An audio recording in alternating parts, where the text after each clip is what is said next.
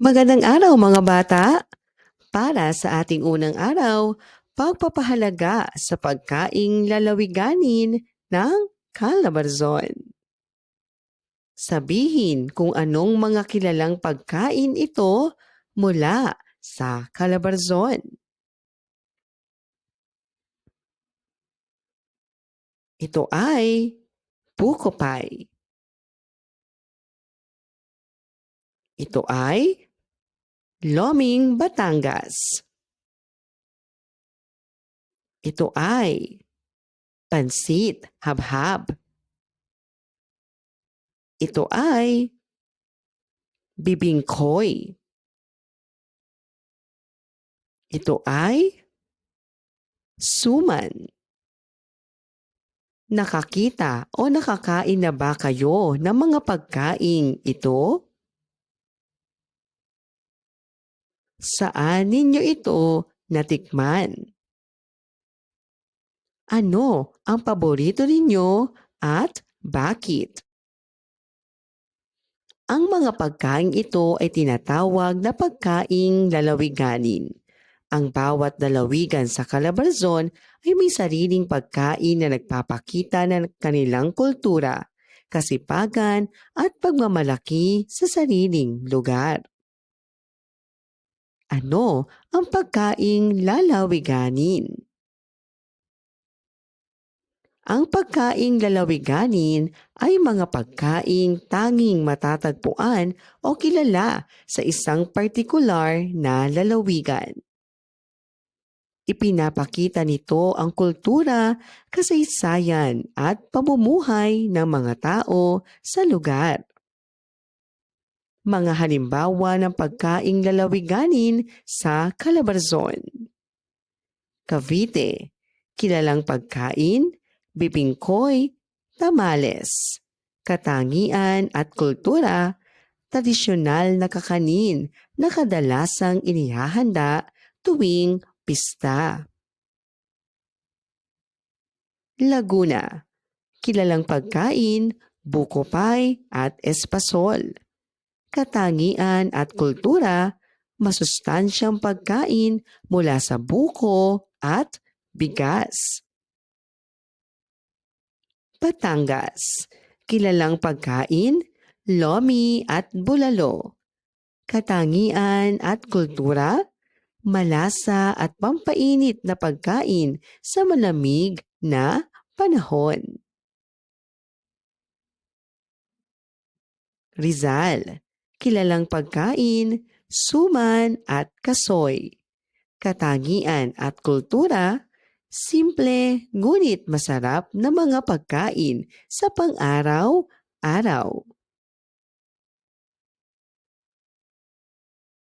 Quezon, kilalang pagkain, pansit habhab at lokban longganiza. Katangian at kultura, pagkaing ipinagmamalaki sa mga pista at karnabal.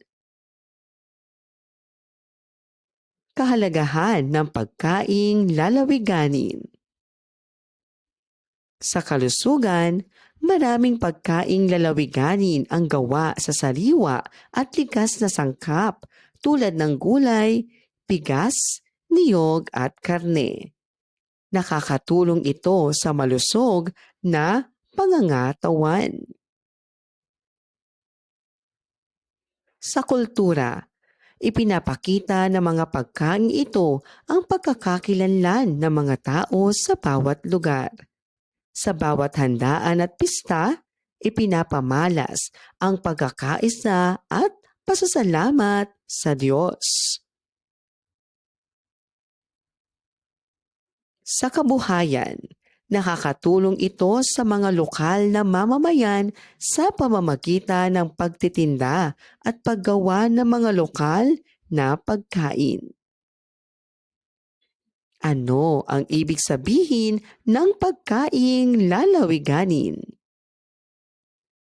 Bakit ito mahalaga sa ating mga kalusugan? Paano ipinapakita ng mga pagkaing ito ang kultura ng isang lugar? Ano ang maaari mong gawin upang maipakita ang pagpapahalaga sa pagkaing lalawiganin? Gawin natin. Iduktong ang pangalan ng pagkain sa mga lalawigang pinagmulan nito.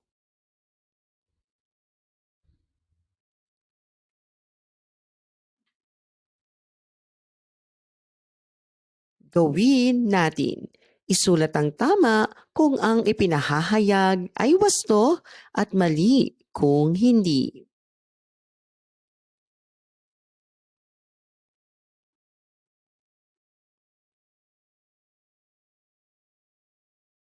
Gawin natin, isulat o iguhit ang isang karanasan mo tungkol sa pagkaing lalawiganin.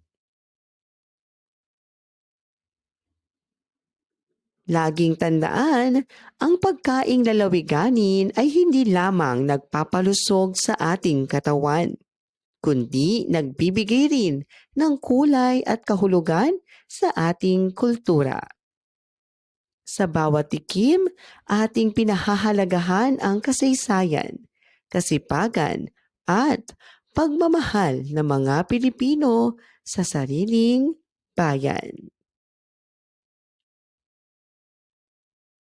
Ikalawang araw, pagpapahalaga sa mga tradisyonal na sining at kultura ng Calabarzon.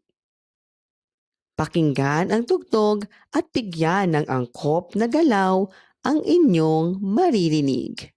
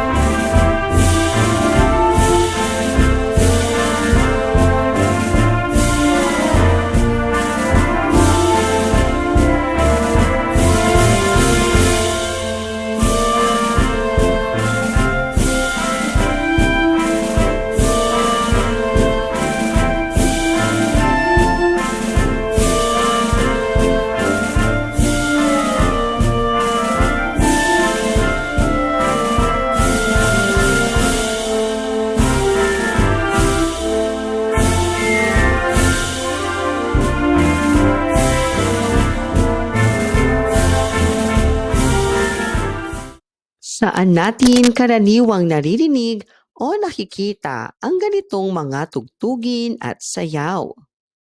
Ginagawa pa rin ba ito sa ating komunidad? Ang mga tradisyonal na sayaw at musika ay bahagi ng ating kulturang di material. Ipinapakita nito kung gaano kayaman at makultura ang lalawigan ng Calabarzon. Ano ang tradisyonal na sining at kultura? Ito ay mga likhang sining at kaugalian na ipinapasa mula sa ating mga ninuno. Kasama rito ang sayaw, musika, tula at awitin na ginagamit sa mga pista at selebrasyon. Mga halimbawa ng tradisyonal na sining at kultura sa Calabarzon. Cavite, tradisyonal na sayaw o musika, Curatsa Caviteña. Katangian at kultura, sayaw ng kasiyahan at pakikipagkaibigan. Laguna, tradisyonal na sayaw o musika, pandango sa ilaw. Katangian at kultura, sayaw na may dalang baso ng ilaw sa ulo at kamay, nagpapakita ng pagiging mahinahon. Batangas, tradisyonal na sayaw, subli. Katangian at kultura, sayaw na may kasamang pag-awit at paggalang kay mahal na poong Santa Cruz. Rizal, tradisyonal na sayaw, sayaw sa bangko. Katangian at kultura, sayaw na may balanse at tiyaga habang nagsasayaw sa bangko. Quezon, tradisyonal na sayaw o musika. Pahiyas Festival, Music and Dance. Katangian at kultura, masiglang sayaw at awit bilang pasasalamat sa masaganang ani. Kahalagahan ng tradisyonal na sining at kultura. Una, pagpapanatili ng kultura. Pinapanatili nito ang ating pagkakakilanlan bilang Pilipino. Pangalawa, pagpapakita ng pagkakaisa. Ginagamit sa mga pista at pagtitipon bilang simbolo ng bayanihan. Pangatlo, pagpapahalaga sa sining. Nagpapakita ng talento, disiplina at pagiging malikhain ng mga Pilipino. Pang-apat, pagtuturo ng halaga. Ang mga sayaw at awitin ay may dalang aral tungkol sa kababaang loob, respeto at pananampalataya. Gawin natin. Iduktong ang pangalan ng sayaw o musika sa lalawigang pinagmulan nito.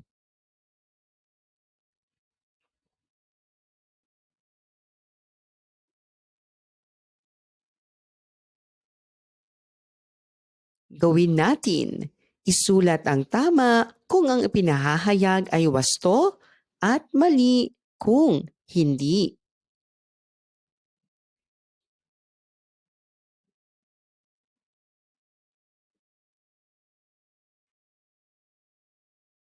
Laging tandaan, ang musika at sayaw ay puso ng ating kultura. Sa bawat kumpas ng tugtugin at bawat galaw ng ating mga paa, isinasayaw natin ang kasaysayan, pagmamahal at pagkakaisa ng mga Pilipino. Ikatlong araw, pagpapahalaga sa kasuotang Pilipino ng Calabarzon. Anong okasyon ito karaniwang isinusuot? Ibaba ito sa mga damit na ginagamit natin araw-araw? Ano kaya ang dahilan kung bakit may ganitong kasuotan ang bawat lalawigan? Ang ating mga kasuotang Pilipino ay bahagi ng ating kultura at pagkakakilanlan. Sa araling ito, alamin natin kung bakit ito dapat ipagmalaki. Ano ang kasuotang Pilipino? Ito ay mga damit o kasuotan na ginagamit ng mga Pilipino sa iba't ibang okasyon. Ipinapakita nito ang kultura, klima at kasaysayan ng ating mga ninuno. Mga kasuotang Pilipino sa Calabarzon. Cavite. Halimbawa, Camisa de Chino, Parong Tagalog. Katangian, madalas suotin ng mga kalalakihan sa kasal o formal na okasyon. Laguna. Halimbawa, saya at balintawak. Katangian, makulay at malambot ang tela. Karaniwang isinusuot sa mga pista. Batangas. Halimbawa, balot saya na may alampay. Katangian, simbolo ng kababaang loob at kagandahang asal.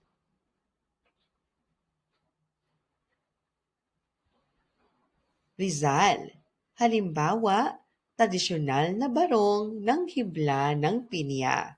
Katangian, ipinapakita ang sining sa paghahabi at disenyong Pilipino.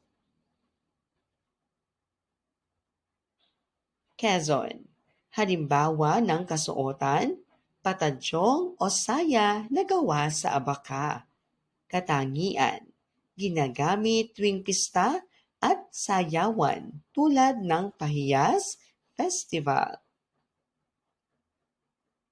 Kahalagahan ng tradisyonal na sining at kultura. Una, pagkilala sa kultura. Ipinapakita nito ang pagkakaiba-iba ng bawat lalawigan. Pangalawa, pagmamalaki sa bayan. Isinusuot ito bilang simbolo ng ating pagka-Pilipino. Pangatlo, pagpapanatili ng tradisyon. Nagpapatuloy ang mga sinaunang gawi ng pananamit. Pang-apat, pagpapakita ng paggalang. Ginagamit sa formal na okasyon at pagdiriwang. Bakit dapat ipagmalaki ang kasuotang Pilipino? Una, dahil ito ay likha ng mga Pilipinong mananahi at tagahabi. Pangalawa, nagpapakita ng malikhain at masinop na paggawa. Pangatlo, ipinapakita sa mundo ang ganda at yaman ng kulturang Pilipino. Gawin natin, isulat ang tama kung ang pinahayag ay wasto at mali kung hindi.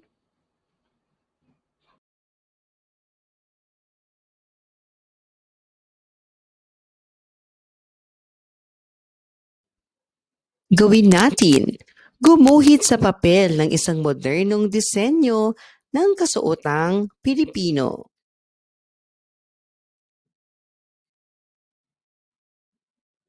Laging tandaan, ang kasuotang Pilipino ay hindi lamang tela o pananamit. Isa itong sining na naglalarawan ng ating kultura, pagkakakilanlan at pagmamahal sa bayan. Ika-4 na araw, pagpapakita ng pagmamahal sa bayan, lalawigan o rehiyon. Nakapunta na ba kayo sa alinman sa mga lugar na ito? Ano ang inyong naramdaman nang makita ninyo ito? Bakit natin dapat ipagmalaki ang ating lalawigan o rehiyon? Ang ating bayan at rehiyon ay puno ng ganda, talento at kabutihan. Sa araling ito, aalamin natin kung paano natin maipapakita ang pagmamahal sa ating sariling bayan. Ano ang ibig sabihin ng pagmamahal sa bayan? Ang pagmamahal sa bayan ay pagmamalasakit, paggalang at pagmamalaki sa lugar na ating pinagmulan. Ipinapakita ito sa pagpapanatili ng kalinisan, pagtulong sa kapwa, pagiging tapat at paggalang sa mga batas at tradisyon. Bakit mahalaga ang pagmamahal sa bayan, lalawigan o rehiyon? Una, dahil dito tayo ipinanganak at lumaki. Pangalawa, dito natin natutunan ang ating kultura, wika at mga tradisyon. Pangatlo, kapag mahal natin ang ating bayan, pinapangalagaan natin ito at ipinagmamalaki natin ito sa iba. Mga paraan ng pagpapakita ng pagmamahal sa bayan. Una, pagpapanatili ng kultura. Pangalawa, pagmamalaki sa produkto ng lalawigan. Pangatlo, pagiging mabuting mamamayan. Pang-apat, paggalang sa mga simbolo ng bayan. Panglima, pagiging masunurin. Ang rehiyong Calabarzon ay kilala sa Cavite, unang kalayaan ng Pilipinas. Laguna, bayan ni Dr. Jose Rizal. Batangas, Taal Volcano at Subli Dance. Rizal, likha at sining ng mga pintor at manunulat. Quezon, Pahiyas Festival at Masaganang Ani. Ang bawat lalawigan ay may kanya-kanyang yaman. Kapag pinagsama-sama, bumubuo ito ng masigla at makulay na rehiyong Calabarzon. Gawin natin, gumawa ng poster na may temang "Mahal ko ang aking bayan, ipinagmamalaki ko ang Calabarzon." Laging tandaan, ang tunay na pagmamahal sa bayan ay hindi lamang sa salita kundi sa gawa, sa paggalang, pagtulong at pagmamalaki sa ating lugar. Ipinapakita natin na tayo ay tunay na anak ng Calabarzon at ng Pilipinas. Maraming salamat po sa inyong panonood at pakikinig. Hanggang sa muling pag-aaral ng asignaturang makabansa. Paalam!